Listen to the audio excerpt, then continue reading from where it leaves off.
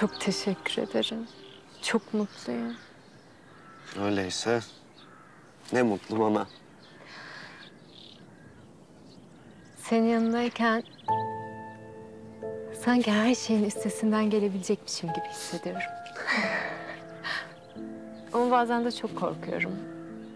Ya yapamazsam?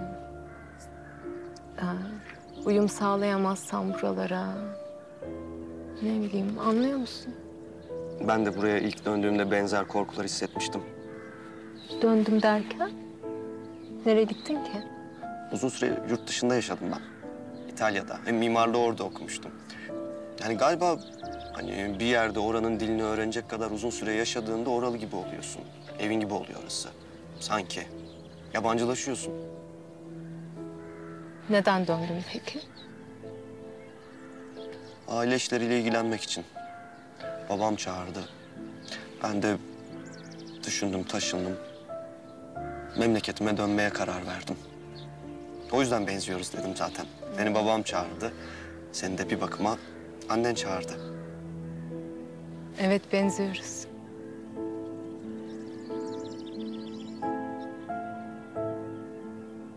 İtalya'yı özlüyor musun? Bazen yani ama oradayken burayı daha çok özlüyorum. Eğirdir'i çok seviyorum.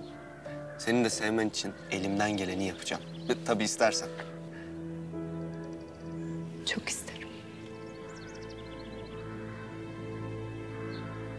Ne oldu? Ece.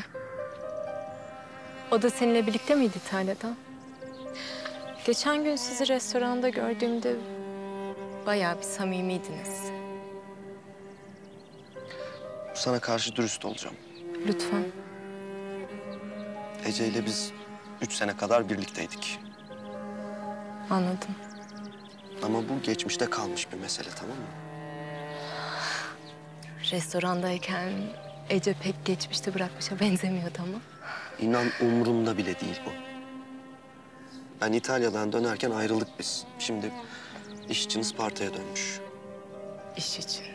Yani annemle de arası çok iyi. Annem sever onu, o yüzden niyeyse bizim konakta misafir ediyor. Ama bak inan bunun dışında başka hiçbir şey yok. Şu an var ya, bundan başka her şey anlamsız.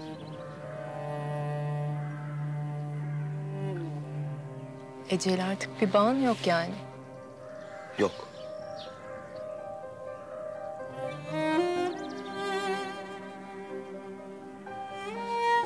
Tamam. Beni sallar mısın? Hı hı.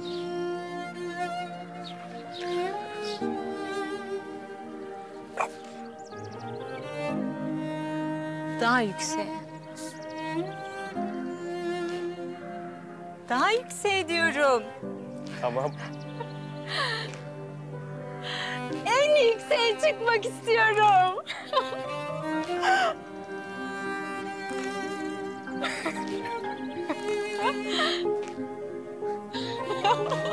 Kopmaz değil mi? Hayır.